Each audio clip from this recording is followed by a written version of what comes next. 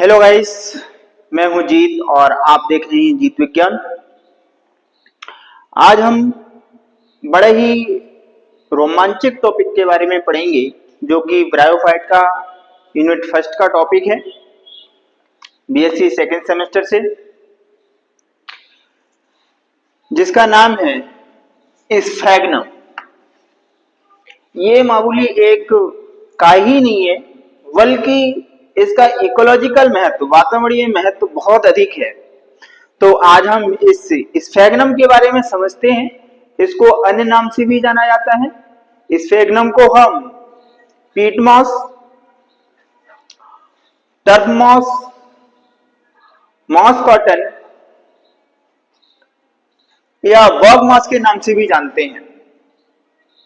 तो अपने आप में यहाँ से BSc second semester, NEET, GIC, अन्य कंपटीशन एग्जाम के लिए यहाँ से बहुत ही महत्वपूर्ण सवाल बनते हैं। तो आज हमें इसे बहुत अच्छे से समझना है। अगर आपने इससे पहले की वीडियोस हमारी नहीं देखी हैं तो उसे अवश्य देखें और मेरे चैनल को सब्सक्राइब करें, बेल आइकन को दबाएं जिससे नोटिफिकेशन आपके पास पहुंच सके। तो आज हम समझते हैं स्फैग्नम के बारे में। तो सबसे पहले हम जानेंगे इसका क्लासिफिकेशन के अंतर्गत सबसे पहले हम पढ़ेंगे डिवीजन। इसका जो डिवीजन है जिसके अंदर ब्रायोफाइटा के अंतर्गत आता है क्लास ब्रायोप्सिडा, और ब्रायोप्सिडा के अंतर्गत आने वाले प्लांट को हम ट्रू मॉस के नाम से जानते हैं। वास्तव में बहुत सारे प्लांट हैं जैसे रेंडियर मॉस, लेकिन वो वास्तव में मॉस नहीं है। टेरिडोफाइटा के अंदर भी मॉस प्लांट होते हैं लेकिन वो ट्रू मॉस नहीं है। वास्तविक मॉस ब्रायोप्सिडा के अंतर्गत, क्लास ब्रायोप्सिडा के अंतर्गत आने वाले पौधों को ही हम, प्लांट को ही हम ट्रू मॉस के नाम से जानते हैं। तो ट्रू मॉस के अंतर्गत पॉलीट्राइकम, स्फैग्नम और फ्यूनेरिया नामक प्लांट आते हैं। तो आज उसी के अंतर्गत हम पहला प्लांट पढ़ रहे हैं जिसका नाम है स्फैग्नम। तो स्फैग्नम को हम समझते हैं। सबसे पहले ऑर्डर इसका स्फैग्नेस, फैमिली स्फैग्नेसी और जीनस स्फैग्नम है। इसके साथ इसके जनरल कैरेक्टर्स को समझते हैं। Sphagnum also known as bog moss, turf moss, peat moss और मॉस कॉटन। इसको नाम देने के पीछे कई कारण हैं, क्योंकि बॉग मॉस इसमें बहुत ज्यादा क्षमता होती है पानी को अवशोषित करने की। इसके अंदर सेल्स पाई जाती हैं, हाइलिन सेल्स, जो अब पानी को बहुत अधिक मात्रा में, अपने से कई गुना अधिक मात्रा में स्टोर कर लेती हैं, इसलिए बॉग मॉस के नाम से जाना जाता है। टर्फ मॉस और पीट मॉस यानी कि जब ये डिके हो जाता है उस समय इससे ऑयल यानी कि ईंधन, फ्यूल का फॉर्मेशन हो जाता है, इसलिए इसे पीट मॉस के नाम से जाना जाता है। मॉस कॉटन यानी कि सर्जिकल ड्रेसिंग करने के लिए एंटीसेप्टिक इसके अंदर गुण पाए जाते हैं, इसलिए सर्जिकल ड्रेसिंग करने में इसकी हेल्प ली गई थी, इसलिए इसको मॉस कॉटन के नाम से भी जानते हैं। तो बहुत ही महत्वपूर्ण सवाल, बॉग मॉस आपको याद रखना है कि बॉग मॉस किसका कॉमन नेम है, टर्फ मॉस किसका कॉमन नेम है और पीट मॉस, और इसके अलावा मॉस कॉटन या कॉटन मॉस। ये चार बहुत महत्वपूर्ण सवाल हैं और बीएससी सेकेंड सेमेस्टर में यहाँ से सवाल 101% बनेंगे। तो इसके लिए आपको नोट करके रखना है। Young body of thallus divided into upright stem, leaves and rhizoids. पिछली हम वीडियोस में देखे हैं कि रिक्शिया मार्केंसिया और एंथोसरॉस को पढ़ा है। तो रिक्शिया मार्केंसिया की जो बॉडी थी, प्लांट बॉडी थी, गैमेटोफिटिक थी, मेन प्लांट बॉडी गैमेटोफिटिक है, और वो रोसेट यानी कि चकत्ते के रूप में देखने को मिलती है। लेकिन इवोल्यूशन के बाद यहाँ ब्रायोफाइटा के अंतर्गत इसकी बॉडी अपराइट देखने को मिलती है। ऊपर वाइबियल पार्ट आपको देखने को मिलेगा, इसमें कुछ लिप्स भी दिखाई देती हैं, लेकिन इन लिप्स में किसी प्रकार की कोई मिडरिब नहीं पाई जाती। याद रखने वाली बात है।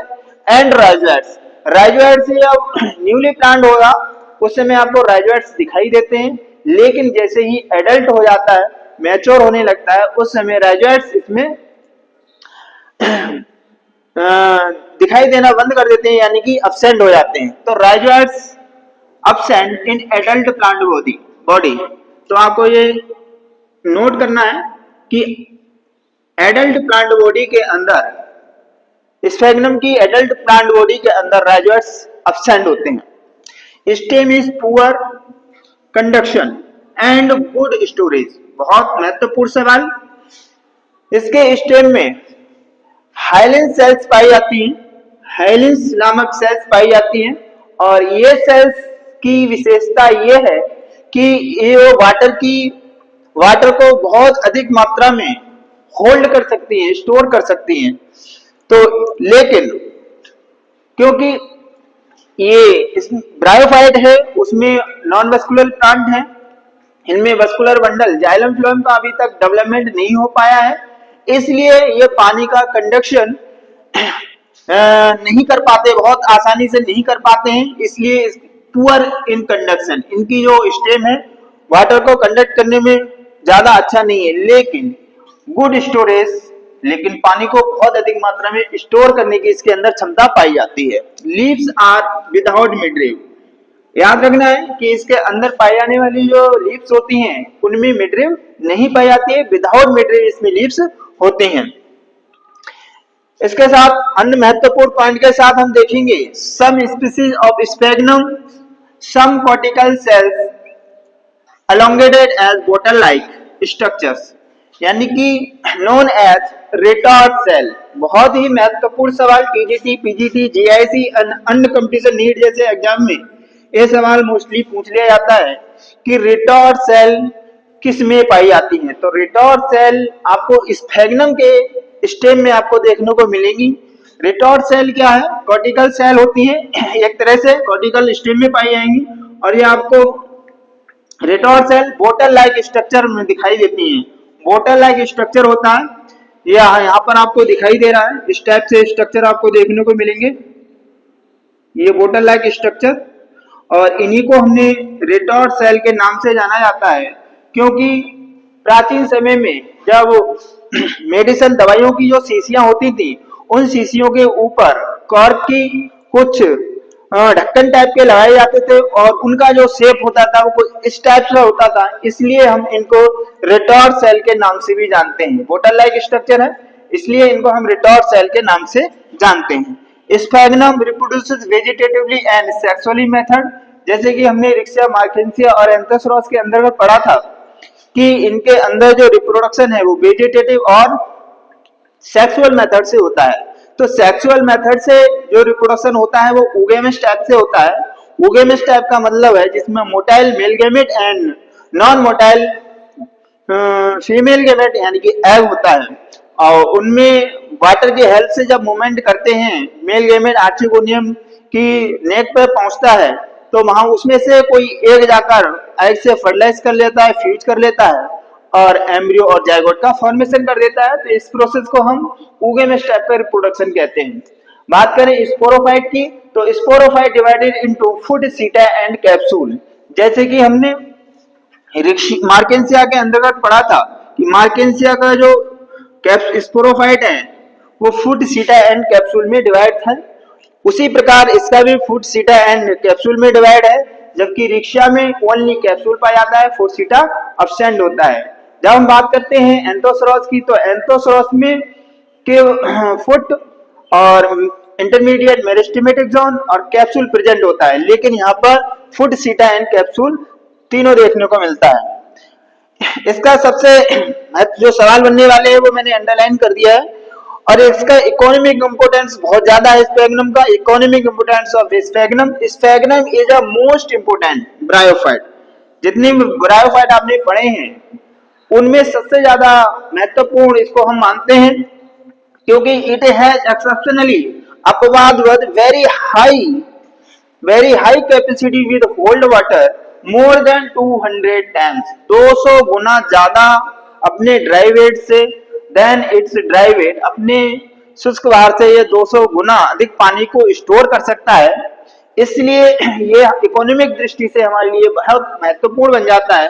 Due to this is used in packing material for then shifted of living things, जब हम किसी लिविंग वस्तु को एक स्थान से दूसरे स्थान को शिफ्ट करते हैं, किसी भी प्लांट को फिर अन्य चीज को जिसको नमी की आवश्यकता पड़ती है, तो हम इन प्लांटों के साथ जब पैकेजिंग करते हैं, पैकेट बनाते हैं, उसके साथ इस प्लांट को स्फेगनम को लगा देते हैं, जिससे पर्याप्त नमी बनी रहती है और प्लांट जीवित बना रहता है। तो इसका बहुत अधिक महत्व इसलिए है क्योंकि इसके अंदर पानी को एब्जॉर्ब करने की, होल्ड करने की कैपेसिटी बहुत अधिक होती है। Sphagnum used in surgical dressing in place of cotton during, इसमें सबसे एक रुचिकर बात यह देखने को मिली कि इसको हम कॉटन के स्थान पर भी प्रयोग करते हैं, क्योंकि जब फर्स्ट वॉर रसिया और जापान के बीच में हुआ था, प्रथम युद्ध रसिया और जापान के बीच में हुआ था, वहां पर जब कॉटन की कमी पड़ गई, सैनिक की सर्जिकल ड्रेसिंग करने के लिए कॉटन की कमी पड़ गई, तो उसकी जगह पे हमने स्फेगनम का प्रयोग किया था। स्फेगनम एंटीसेप्टिक है, इसके अंदर एंटीबैक्टीरियल गुण पाए जाते हैं, इसलिए इसका प्रयोग करते हैं और उसकी हेल्प से कॉटन के स्थान पर हमने इसका प्रयोग किया। इसलिए हम इसको since time sphagnum popularly known as, इसलिए उस समय जो स्फेगनम था वो कॉटन मॉस के नाम से प्रसिद्ध हो गया, इसलिए हम इसको कॉटन मॉस भी कहते हैं। तो इसके अलावा इससे स्फेगनम से हम पीट भी तैयार करते हैं। पीट यानी कि ईंधन, फ्यूल। जब ये गल जाता है, सड़ जाता है, तो इससे हम ईंधन प्राप्त कर लेते हैं और इसको अन्य सॉइल में मिलाकर नमी को पर्याप्त मात्रा में बनी रहती है, इसलिए जब सड़ जाता है तो मिट्टी के खाद के रूप में, उर्वरक के, फर्टिलाइजर्स के रूप में यूज करते हैं, जिससे पर्याप्त नमी बनी रहती है मिट्टी के अंदर। तो ये था हमारा आज का छोटा सा वीडियो स्फेगनम पर। अगर आपको अच्छा लगा है तो चैनल को लाइक, शेयर और सब्सक्राइब अवश्य करना, और बेल आइकन नहीं दबाया है तो उसे अवश्य दबाना। तब तक के लिए जय विज्ञान, जय भारत।